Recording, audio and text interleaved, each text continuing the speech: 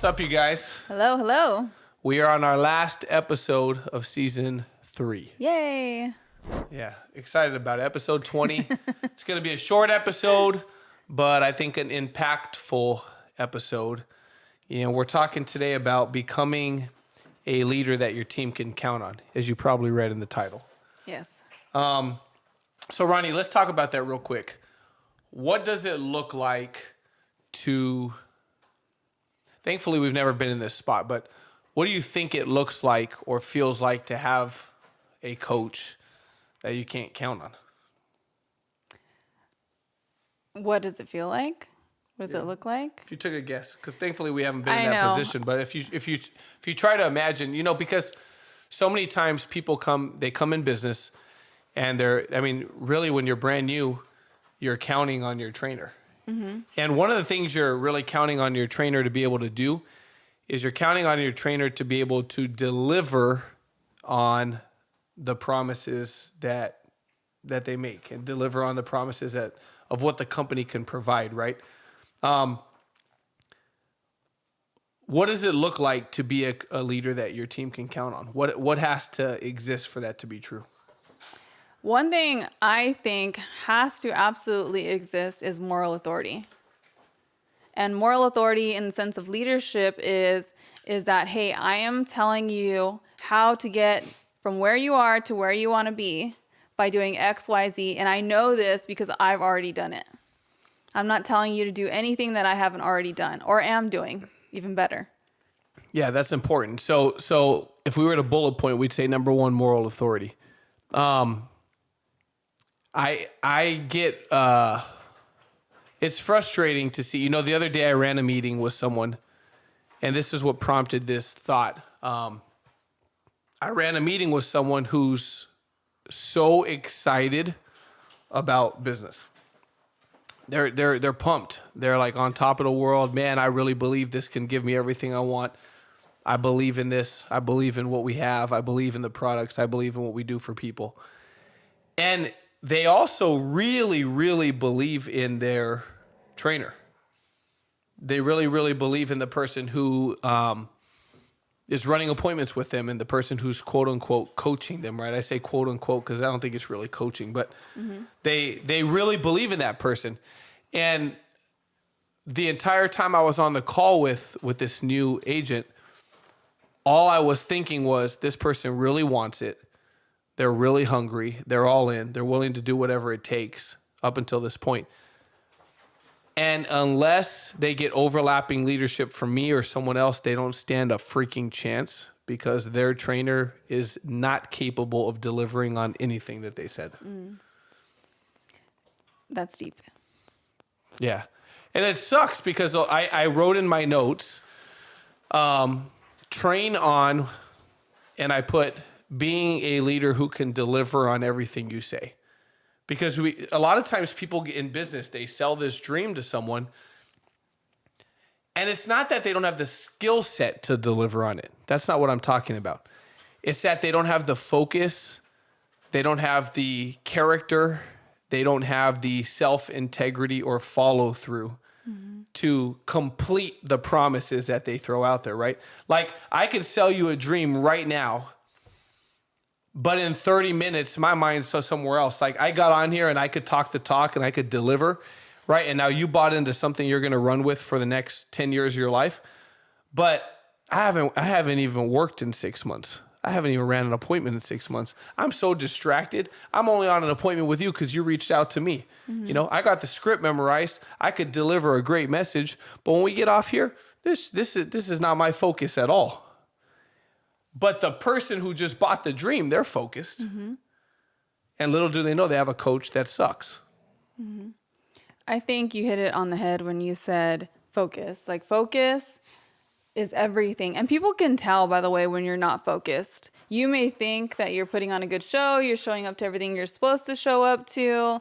You know, like you said, hey, someone hit you up to run an appointment. You're running an appointment. But by your intensity and the language that's coming out of your mouth, people can tell. Yeah. I think focus is a big one. Moral authority is a big one. Follow through is a big one. I think being a leader your team can count on requires you to follow through on the things that you say. Day in and day out, you guys, not sometimes, not just when you feel like it. Total commitment is I do it whether I want to do it or not. Being someone your team can count on means that even when they're not working, you are. Even when they're not focused, you are. The coach has to be focused. The coach has to be all in. The coach has to have follow through. Where you start to, when you're building a team and you're running a team, you start to build, you have to build, I think you get a certain amount of credibility and trust from day one, no matter what, just because of where you are, like 5 levels of leadership, right? Talks about position. There's a certain level of credibility and trust right away, but it could go away real quick. And through the time that you're working with these people, you build that credibility and you build that trust with follow through, which is continuing to show up at your best and them go, wow, okay, wow, oh, okay, wow, okay. Because you're always seemingly on your A game. Is anyone perfect? No, never. None of us are perfect, but it's continuing to follow through. No, there's nothing. I'm gonna read you actually. I'll leave all the names out, but I want to read you guys what I wrote, because I said there's nothing worse and more heartbreaking than someone hungry to win with a coach who's not capable of helping them win. That sucks. Someone counting on someone, but them being a shitty, unfocused coach who doesn't follow through, right? Like, that sucks.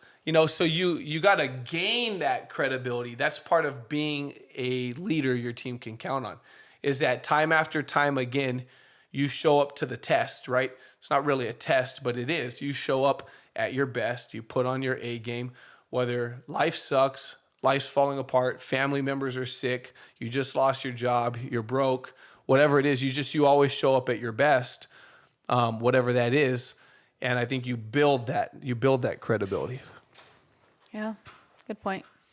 All right. Also, being a leader someone can count on. You've got to always grow. Yes. Your team can't outgrow you. And they could. They can. But man, is it hard though. Yes. Right. So what areas are you talking about when you're talking about growth? You got to grow in your work ethic. You've got to grow in your thinking. You've got to grow in your skill sets. You've got to grow in your industry knowledge, right? Your business knowledge. You've got to grow in your mental toughness. You've got to grow in your ability to show up full of energy. You've got to grow in your ability to show up full of confidence. Like, you've got to grow. You've got to constantly get better. The one thing I'm grateful for with our coaches is that they always grow. And so there's always a gap from where they are to where we are. I think great leadership always keeps a gap. They're always 2 to 3 steps ahead of their team. They're always 5 to 10 miles ahead in self-development and self-improvement, because their relationships are bigger. Their associations are bigger. Their money's bigger, right? Their access to resources and different circles are bigger. Mm-hmm. And so as a leader, you've got to continue to grow. So your team always has a chase, right? I want to be here. My best guys are here. And when my best guys get here, I better be here, and I'm constantly staying ahead of the game. But that's hard. Yeah. Because that requires a leader to be focused, right? Mm-hmm. Fighting for every inch of growth. Yeah, you're forging a path. Right. And you're showing that it can be done, that it's possible, and you're showing the big vision of what is possible, what can happen. And you hit the last one, right? The last key, I think, on being a leader your team could count on is always being a leader with vision. Mm-hmm. Where are we going? What are we going to accomplish? What big things are we working towards? What's the mission? What are we fighting for? And then painting that for your team. Mm-hmm.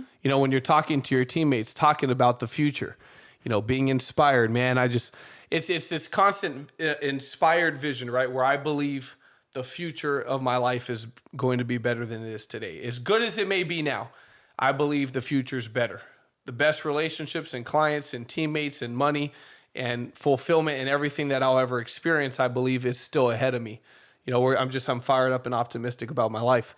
But a leader with no vision, you have a bunch of guys that sit there, and I'm not talking about this cheesy, vision quotes that you could find on Instagram. I'm talking about just like a freaking plan, an inspired plan of this is where we're going, and being able to communicate that and deliver that to the people that are counting on you, and then following through on it. I think that's a huge part of being a leader your team can count on. Yeah. So that way they can see, the things that they want, their vision for their own lives. They can see that in the big picture. Yeah. They know they can get that being here. Mm-hmm. That it's possible. Don't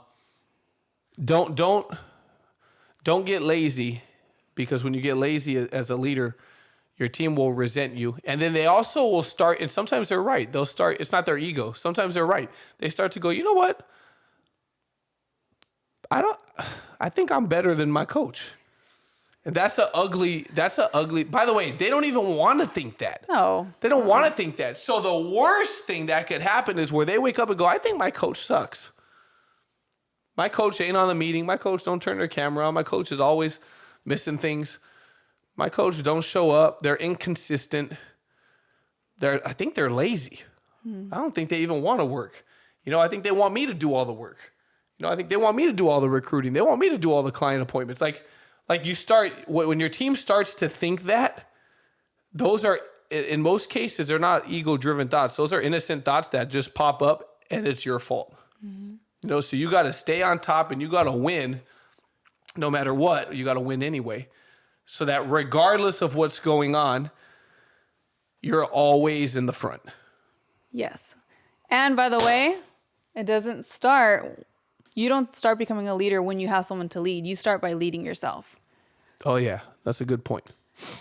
You got to be someone you can count on. Exactly. Yeah. That's step one, right? Like, I have the most confidence in myself. I know I will get the damn job done no matter what. Mm-hmm. No doubt. All right. The lights just turned on. Oh. That's it. It's time. We are done. You guys, season 3 is complete. I think we ended good. Mm-hmm. We ended short, but we ended sweet. Thank you guys so much for watching and for subscribing and all that good stuff. We really appreciate, all the feedback that we've gotten. And I just want to say a big thank you to our producer, DJ Just Jay. He makes music. Check him out on all streaming platforms. Sweet. Happy New Year, everybody. And we will see you shortly. Bye, guys.